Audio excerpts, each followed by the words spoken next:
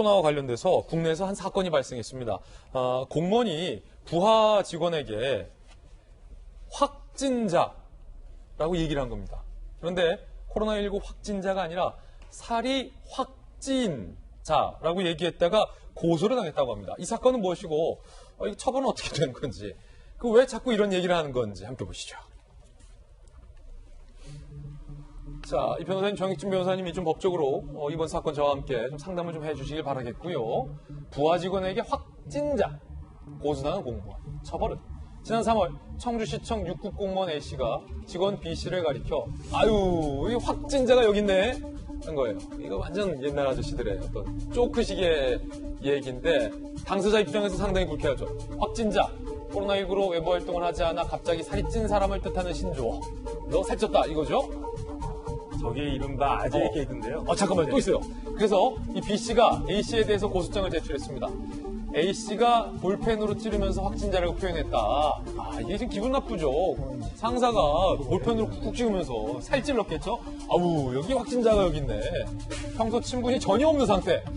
아니, 뭐 친한 사이도 아니고 잘 모른다는데 와서 갑작스러운 외모 비하 발언에 모욕감을 느꼈다. 당시 10여 명의 공무원이 함께 있었던 것으로 알려져 있고요. 경찰은 확진자라는 표현이 사회통념상 경멸적 표현이라고 보기 어려워 모욕 혐의가 없다고 판단을 해서 불기소 의견으로 검찰에 송치를 한 상황입니다. 정익진 변호사님. 일단 저는 저런 확진자란 말을 들을 일은 별로 없을 것 같아요. 왜냐하면 확진 게 아니고 원래부터 풍수가 있었어요. 예. 제가 들을 말은 아닌데 입장 바꿔놓고 생각하면 좀 기분은 나쁠 수도 있겠다라는 생각은 드는데 그런데 이제 경찰은 저 확진이라는 이야기가 확진자라고 하는 이야기가 뭐 굳이 모욕적인 게 아니다라고 이야기를 했다고 하는 것이 제가 나름대로 생각을 갖다가 해보니까 형사처벌은 뭐냐면 어떤 사람을 전과자로 만드는 거예요. 그러니까 당사자한테 이제 사과 정도 받으면 끝날 일을 형사 고발까지 해가지고 기소당해서 판결을 갖다가 받으면 옛날 말로 치면 이제 빨간 줄이 가진다라고 하는 거죠. 그렇기 때문에 원칙적으로 형사처벌은 가장 마지막에 최후의 수단으로 보충적으로 이루어져야 되는 거기 때문에 그래서 사실은 모욕죄로 처벌받는 경우는 많지 않거든요. 이 정도면 그냥 당사자 간에 알아서 사과하고 끝내라.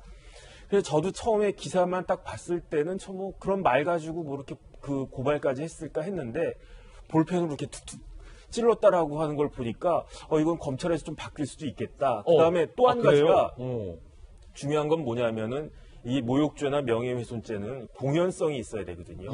단 둘이 있을 때만 뭐라고 이야기해도 그거는 사회적인 명예 감정이 훼손된다고 보기 어렵기 때문에 문제가 안 되는데 저기 보니까 10명이 넘는 그러한 공무원들이 함께 있었고 그러면 여자 입장에서는 굉장히 기분이 나쁘고 단순히 그냥 기분 나쁜 걸 떠나가지고 모욕적인 생각도 느낄 수 있었겠다. 결국은 어떤 것이 그 모욕인지 아닌지에 대한 것은 종국적으로는 판사님이 결정하실 문제이거든요. 그런데 그 전에 검찰에서 기소가 될 수 있는 여지도 있겠다. 저는 개인적으로 그런 생각은 듭니다. 아니 남성 공무원 상사가 김 교수님 여성 공무원 아래 직원에게 그 볼펜으로 찌르면서 이런 얘기를 했다는 거고 지금 경찰 조사 고소장 보면요.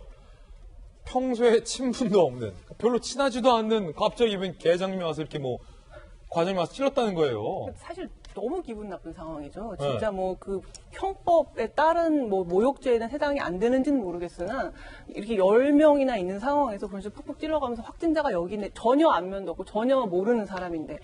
그래서 저는 여기에서 꼭 하나 말씀드리고 싶은 게 있어요. 상사가 이 부하 직원에게 하는 농담에 열의 9은 재미가 없습니다. 본인은 농담이라고 난 농담이라서 생각한 거야라고 얘기하겠지만 대부분의 경우 재미없어요. 지금 저를 포함해서 여기 저 오른쪽 다 지금 뜨끔하고 있습니다. 그리고 내가 이 농담을 내 윗사람한테도 할 수 있으면 그건 농담이에요. 내가 윗사람한테 했을 때 이건 안 되겠다 싶으면 농담이 아니에요. 나보다 높은 사람한테 아우 여기 확진자가 있네. 볼펜 찌를 수 있냐. 없죠. 근데 이건 농담이 절대 아니고 농담으로 그냥 한 건데 예민하게 군해 절대 이렇게 말할 수 없는 거라고 저는 개인적으로 생각합니다. 김승영 박사가 너무 중요한 가이드라인을 준 것 같습니다. 뜨끔했죠. 생활 살아가면서 뜨끔했죠.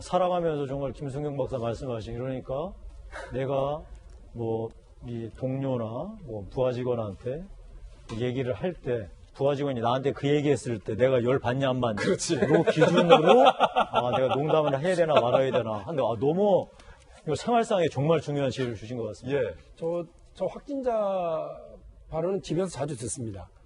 우리 아이들이 자기 스스로 얘기를 해요. 그 알거든요. 확진자는 본인이 알아요. 중3과 중1 두 아들이 저희 집에 있는데 확실히 늘었고 몸무게고 본인들이 우리가 확진자라서 자기들끼리 낄낄거리는 걸 합니다. 근데 저런 그 표현을 다른 사람에게 그것도 부하 직원에게 공직자로서 찔러가면서 여러 사람이 보는 데서 했다고 그러면 저는 당연히 저건 직장 내 갑질이라고 봅니다. 예. 최근에는 직장 내 갑질과 관련해서도 처벌되죠. 예, 처벌 대상이긴 한데 그러니까 저는 이렇게 형사적으로 처벌 대상으로 삼는 경우도 있고요.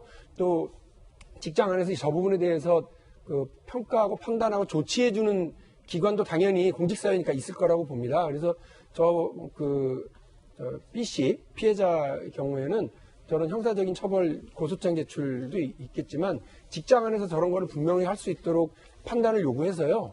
저런 일이 없도록 만드는 것이 되게 중요하다고 생각합니다. 저는 박윤재님 적도 억전데요. 지금 이 사건이 보도됐잖아요. 그리고 고소를 한다라는 것은 내가 저 사람을 상사를 고소한다라는 것에 대한 공개가 됐을 때의 어떤 사회적 파장까지 감내하고 공개를 했다라는 거잖아요. 그렇습니다. 근데 지금 불기소가 됐잖아요. 이 이후에 혹시 저 공직사회에서 저 여성 공무원이 부당한 대우를 받지 않을까? 저는 순간적으로 그게 좀 걱정돼요. 그러니까 그런 문제에 대해서 제가 그 문제 말씀을 드리는 겁니다. 그러니까 저거는 이른바 수사기관에서 판단하고 경찰과 검찰에서 판단해 가는 일이 있을 거고요. 저 공직사회, 저 기관을 이끌어가는 기관장이 있을 거예요. 그리고 그 기관장이 책임져야 되는 어떤 직장 내 갑질과 관련된 판단 기구가 있을 겁니다. 거기에서 이 문제를 정확하게 갈라줘야 돼요. 그래서 저런 일은 반복돼서는 안 되고 이런 일은 잘못됐다라고 명확하게 세워져야죠. 오늘 우리 이 자리에서 우리 김 박사님이 이거는 이거고 저건 저거야 정확하게 갈라줬잖아요. 그러니까. 앞으로 우리는 그래서 절대 우리 후배나 뭐 같이 일하는 부자간들한테 그런 얘기 안 합니다. 예. 이게 재미없겠구나 이 생각할 거니까 그 기관에서도 문제가 생긴 그 기관에서도 당연히 이 문제에 대한 판단을 세워줘야 될 필요가 있다고 봅니다. 예. 오늘 하여튼 김 박사님한테 여러 가지 배우고 있습니다.